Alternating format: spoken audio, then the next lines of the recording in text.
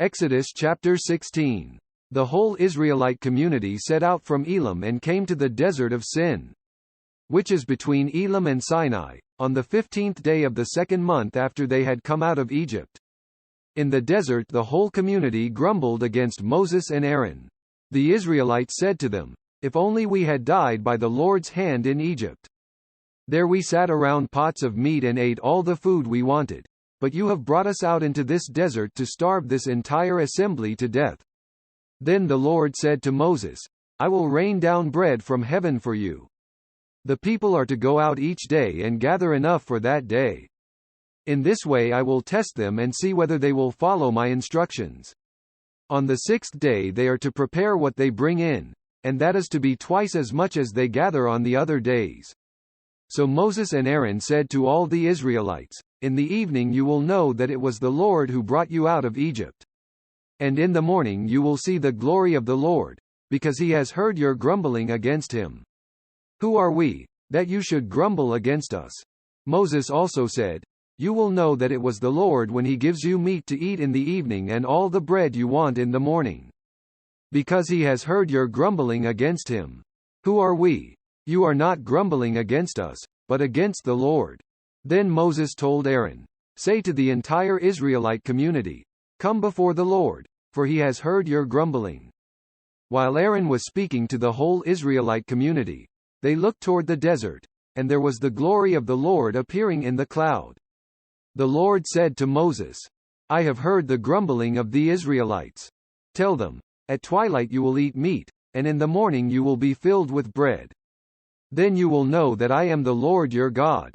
That evening quail came and covered the camp, and in the morning there was a layer of dew around the camp.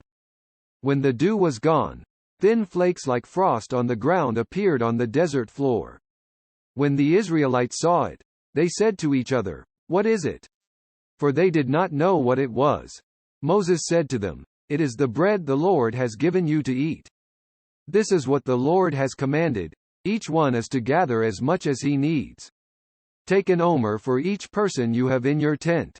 The Israelites did as they were told. Some gathered much, some little. And when they measured it by the omer, he who gathered much did not have too much, and he who gathered little did not have too little. Each one gathered as much as he needed. Then Moses said to them, "No one is to keep any of it until morning." However, some of them paid no attention to Moses. They kept part of it until morning, but it was full of maggots and began to smell. So Moses was angry with them. Each morning everyone gathered as much as he needed, and when the sun grew hot, it melted away. On the sixth day, they gathered twice as much, 2 omers for each person. And the leaders of the community came and reported this to Moses. He said to them, "This is what the Lord commanded, tomorrow is to be a day of rest, a holy Sabbath to the Lord. So bake what you want to bake and boil what you want to boil. Save whatever is left and keep it until morning." So they saved it until morning, as Moses commanded, and it did not stink or get maggots in it. "Eat it today," Moses said, "because today is a Sabbath to the Lord. You will not find any of it on the ground today. 6 days you are to gather it, but on the seventh day, the Sabbath, there will not be any." Nevertheless, some of the people went out on the seventh day to gather it, but they found none. Then the Lord said to Moses, "How long will you refuse to keep my commands and my instructions?